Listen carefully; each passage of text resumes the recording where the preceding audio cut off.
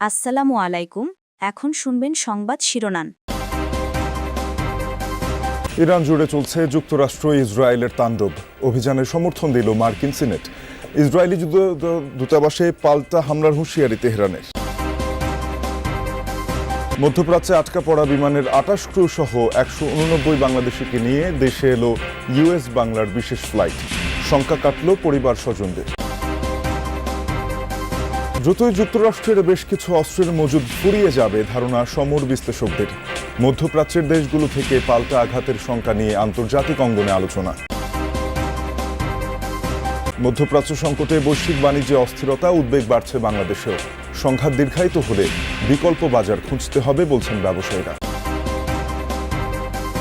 খুলনায় শ্রমিক দল নেতাকে গুলি করে হত্যা, অস্ত্রসহ আটক এক।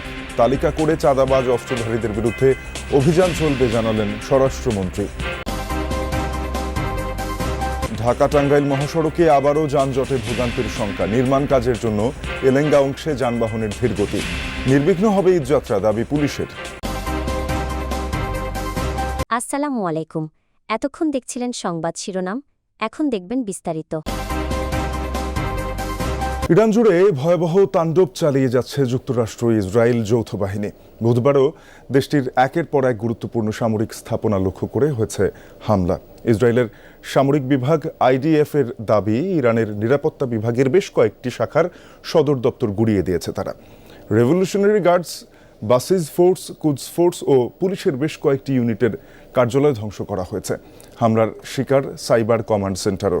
কুর্দি অধ্যুষিত বানেহ এলাকায়ও সামরিক ঘাঁটিতে মিসাইল ছুড়েছে যৌথ বাহিনী। ইরানের ২০টির বেশি যুদ্ধজাহাজ ডুবিয়ে দেওয়ার দাবি করেছে ওয়াশিংটন। মধ্যপ্রাচ্যে যুদ্ধে আটকে পড়া বিমান বাংলাদেশ এয়ারলাইন্সের ২৮ ক্রু সহ ১৮৯ বাংলাদেশিকে নিয়ে ইউএস বাংলার বিশেষ ফ্লাইটটি ঢাকায় পৌঁছেছে। সকালে সংযুক্ত আরব আমিরাত থেকে আসা বাংলাদেশিরা ঢাকার হযরত শাহজালাল আন্তর্জাতিক বিমানবন্দরে অবতরণ করেন।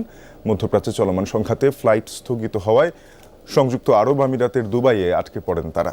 তাদের গ্রহণ করতে বিমানবন্দরে অপেক্ষা করছেন ফেরত আসা ব্যক্তিদের পরিবার ও স্বজনরা। বলেন, হঠাৎই যুদ্ধের পরিস্থিতিতে তৈরি হওয়ায় স্বজনরা উদ্বিগ্ন ছিলেন। যোগাযোগ করলে কিছুক্ষণ পরপরই মিসাইল হামলার খবর জানাচ্ছিলেন তাদের স্বজনরা। এতে পরিবার ও পরিজনরা আতঙ্কিত হয়ে পড়েন।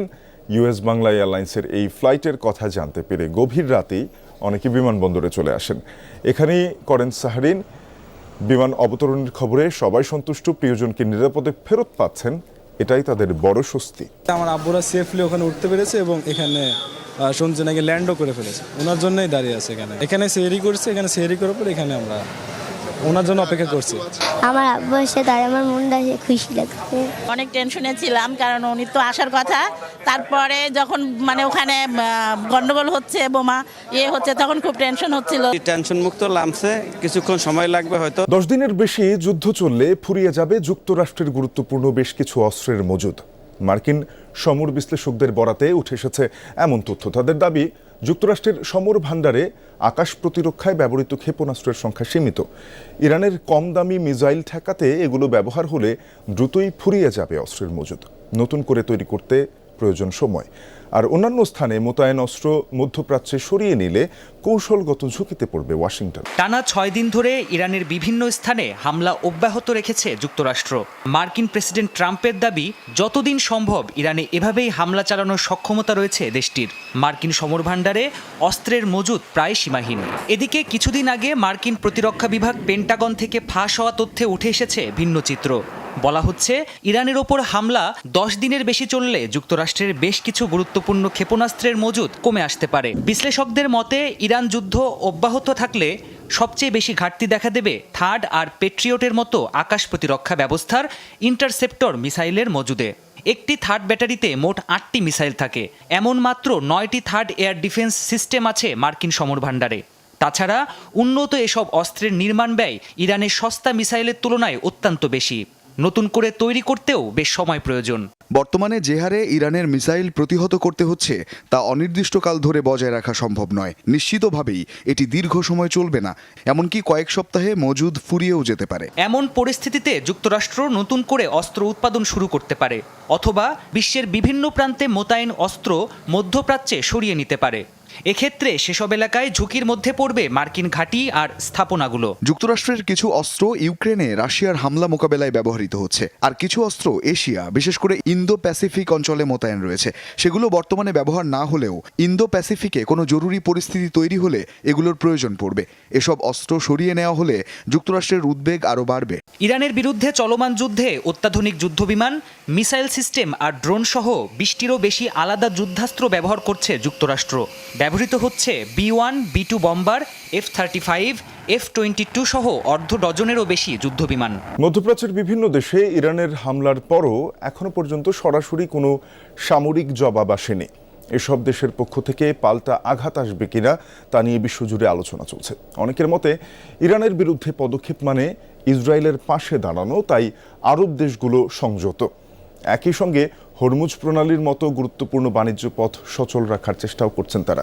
তবে প্রতিরক্ষায় যুক্তরাষ্ট্রের সাথে মধ্যপ্রাচ্যের হাত মেলানোর সম্ভাবনাও উড়িয়ে দিচ্ছেন না বিশ্লেষকরা। সর্বোচ্চ নেতাকে হারিয়ে একের পর এক দেশে হামলা চালিয়ে যাচ্ছে ইরান। শুরুতে টার্গেট কেবল মধ্যপ্রাচ্যের মার্কিন ঘাঁটিগুলো হলেও এখন অবশ্য সৌদি আরব, কুয়েত, কাতার, বাহরাইন ও সংযুক্ত আরব আমিরাতের বিভিন্ন বেসামরিক ও জ্বালানি স্থাপনাতেও হামলা চালাচ্ছে দেশটি। এমন পরিস্থিতিতে এই দেশগুলোরও যুদ্ধে জড়িয়ে পড়ার শঙ্কা বাড়ছে। তবে পাল্টা সামরিক পদক্ষেপের বিষয়ে অনেকটাই নিশ্চুপ এসব দেশ।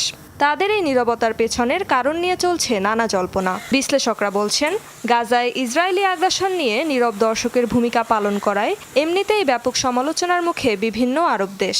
এমন পরিস্থিতিতে তেহরানের বিরুদ্ধে দাঁড়ানো হতে পারে সরাসরি ইসরায়েলের পাশে দাঁড়ানোর শামিল। এ কারণে অনেক দেশ এখনও সামরিক পদক্ষেপ নেওয়া থেকে নিজেদেরকে বিরত রেখেছে। এখন পর্যন্ত তেহরানের সাথে কূটনৈতিক সমাধানের দিকেই আগ্রহ উপসাগরীয় দেশগুলোর।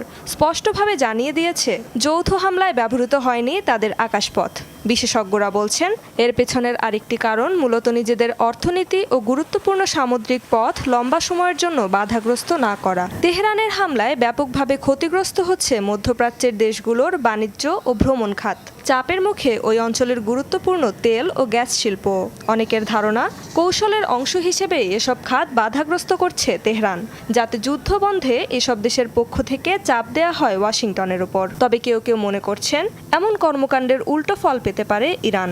প্রতিরক্ষার জন্য এসব দেশ ঝুঁকতে পারে যুক্তরাষ্ট্রের দিকে, এমনকি তেহরানের বিরুদ্ধে জড়িয়ে পড়তে পারে সামরিক সংঘাতেও। তবে ইরানের বিরুদ্ধে সৌদি আরবের সামরিক পদক্ষেপের শঙ্কাও উড়িয়ে দিচ্ছেন না অনেক মধ্যপ্রাচ্য বিষয়ক বিশ্লেষক। কারণ এরই মধ্যে তাদের পক্ষ থেকে হুমকি এসেছে পাল্টা হামলার।